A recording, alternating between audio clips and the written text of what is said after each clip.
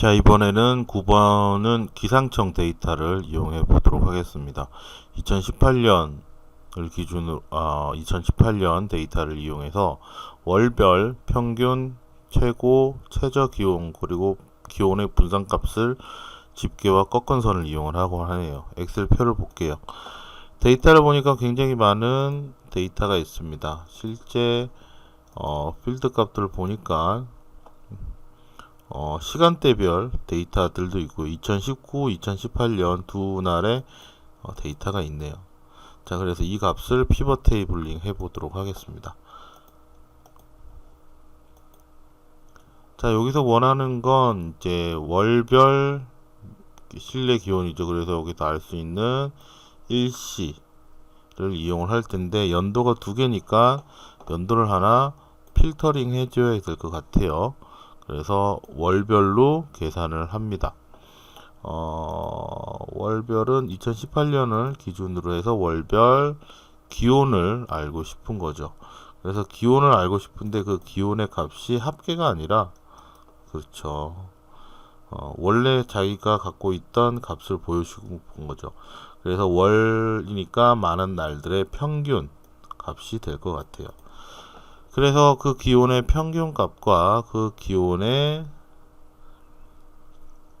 최고 높았던 기온과 그 다음에 그 달의 최고 낮았던 기온을 이용을 해서 뭔가 할 건가 봅니다. 자, 그래서 기온의 값을 표시하는데 분산값은 없네요. 분산값은 옵션에서 분산으로 표시를 해야 될 것 같아요. 자, 여기 단위가 좀 이상하니까 점이 너무 많이 나오니까 점의 개수를 첫째 자리까지 한번 맞춰 보도록 할게요. 자, 이렇게 하면 표가 완성이 됐고요. 실제 시간의 흐름에 따른 평균 기온의 변화량을 그래프로 그리면 이렇게 될 것 같습니다. 그래서 평균 기온과 분산이 역으로 보여지는 것을 알 수 있네요. 복사해서 여기다가 붙여넣죠. 자, 이번에 10번을 넘어가 보도록 할게요. 10번은 2009년, 10년, 2018년, 19년을 다 이용을 해서 데이터를 하네요. 그럼 이 세 가지 질문의 답을 해보도록 하겠습니다. 2018년부터 2019년에 눈이 내린 날은 모두 며칠일까? 그러면 눈과 관련 있는 데이터가 있어야겠네요. 최소 단위는 1, 하루 단위네요. 자, 보도록 합시다. 했던 내용을 지우고요. 자, 기상청 데이터에서 보고 싶은 단위가 1 단위니까 1 단위로 데이터를 표시를 하겠습니다. 분기는 필요 없을 것 같아요. 그죠? 분기는 필요 없고 1 단위니까 그룹에서 1 단위까지 추가를 해서 데이터로 표시를 해야겠네요. 여기 이제 모양이 여기 압축 형식으로 되어 있으니까 중간에 아마 이렇게 떠서 계산이 안 되는 부분들이 있을 거예요. 공간이 공백이 생겨서. 요건 디자인에서 레이아웃 디자인에서 압축하지 말고요. 압축하지 말고 테이블 형식으로 나란히 이렇게 표시를 하시거나 채워진 값으로 하게 되시면 이렇게 다 채워진 모양으로 나오게 됩니다. 너무 채우니까 반복이 너무 많네요. 네, 그 다음 분기가 없앤다고 그랬는데 안 없앤네. 자, 이렇게 해서 값들을 한번 비교해 보도록 합시다. 요약도 있네요. 그래서 부분 합도 없애버리도록 하겠습니다. 그럼 이제 요 날짜의 값들이 되겠죠. 자, 그러면 여기서 이제 첫 번째 알고 눈과 관련된 데이터가 뭐가 있을까 보시면 여기 적설 있네요.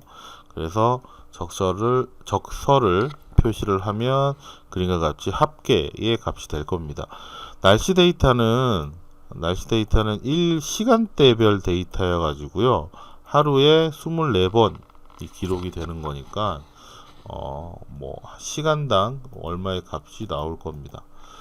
자, 이 중에서 이제 눈이 온 날하고 오지 않은 날하고 이렇게 구분을 할 수가 있겠네요. 그럼 우리가 보고 싶은 거 눈이 온 날이니까 온 날만 표시를 한번 해보도록 합시다. 그래서 이 빈 공간은 표시를 없애보도록 할게요. 어떻게 할까 고민을 하다가 예, 날짜 일시를 필터를 한번 해보려고 합니다. 어떻게 하려고 하냐면 값으로 필터를 할 건데요.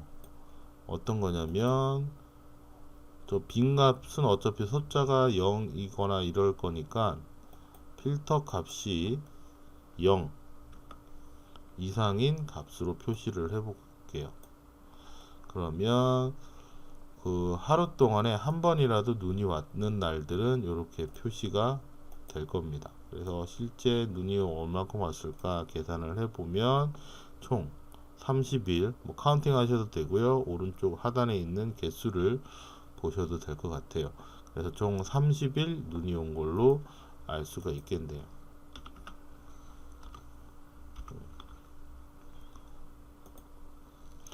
자, 그 다음에 2018년에 서울의 열대야는 모두 며칠이었을까? 열대야라고 하는 게 밤에 최저 기온이 25도 이상인 걸 열대야라고 기상청에서 얘기하고 있는데, 이 밤이라고 하는 게 밤이라고 하는 게 오후 6시부터 다음날 오전 9시까지가 되겠네요.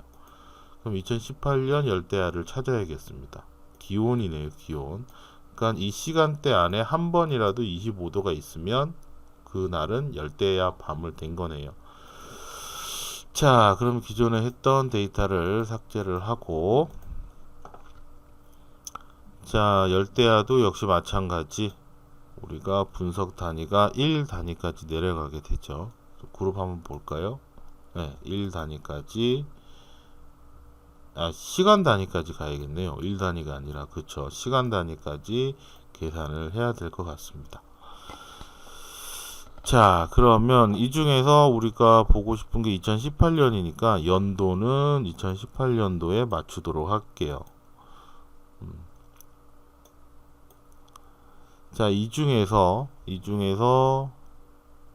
시간도 필터 처리하도록 하겠습니다. 그래서 시간을 언제로 볼 거냐면, 아까 밤이라고 했던 저녁 6시, 7시, 8시, 9시, 10시, 11시부터 저녁 12시, 1시, 2시, 3시, 4시, 5시까지, 6시는 이제 해가 뜨니까 6시까지의 데이터만 골라보겠다. 그래서 전체 필터를 통해서 값을 축소를 한번 해볼게요. 그래서 그때 기온이 얼마였을까의 값을 표시를 해보도록 하겠습니다.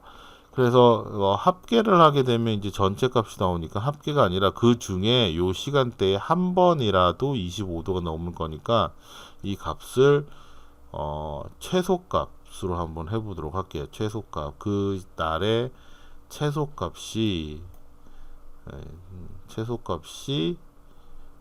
인 날을 한번 계산을 할 거고요.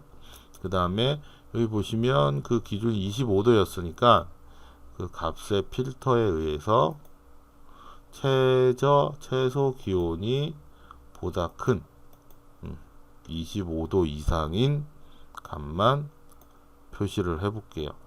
그래서 실제 2018년도에 이게 뭔가요? 이게 뭔가 잘못됐는데 이렇게 돼야 되는데요. 네, 2018년도에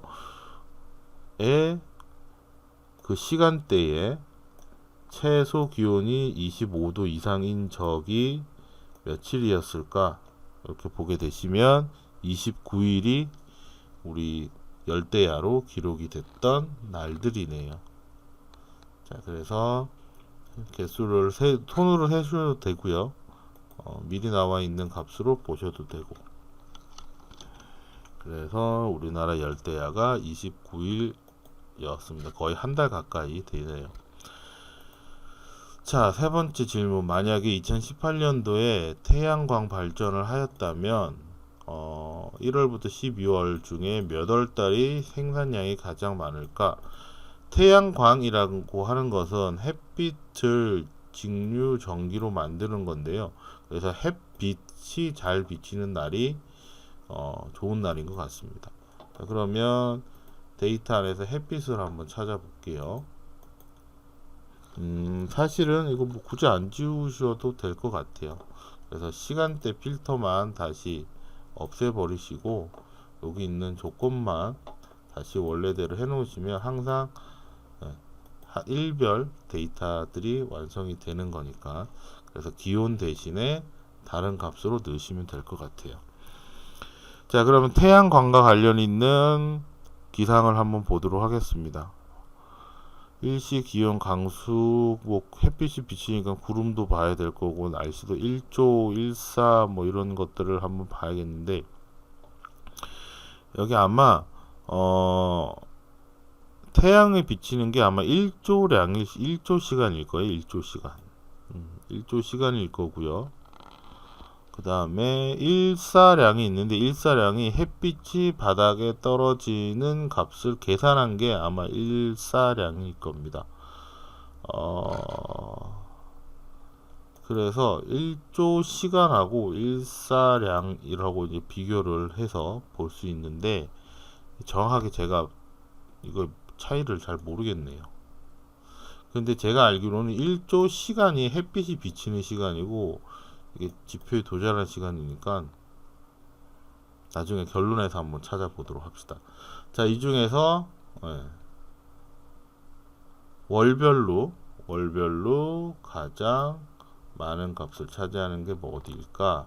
그래서 1조량으로 만약에 태양광이 발전을 한다면 얘 중에서 가장 높은 거 그냥 찾아볼게요. 표시로 12개밖에 안 되니까. 가장 높은 점은 10월달이 여름이 아니라 10월달에 가장 높은 1조 시간을 보여줬고요. 그 다음에 일사량 중에서는 태양이 비치는 시간이겠죠. 일사량 시간 중에서는 어디가 가장 높았을까? 여기 6월달에 태양이 가장 많이 비쳤나 봅니다. 제가 이걸 한번 찾아봐야 될 것 같아요. 햇빛이 비치는 시간인지, 햇빛이 한 일인지, 하여튼 둘 중에 데이터 값을 찾았으면 그게 답이 되겠네요. 6월일지 10월일지 태양광 발전을 좀 알아보고 답을 해 보도록 하겠습니다.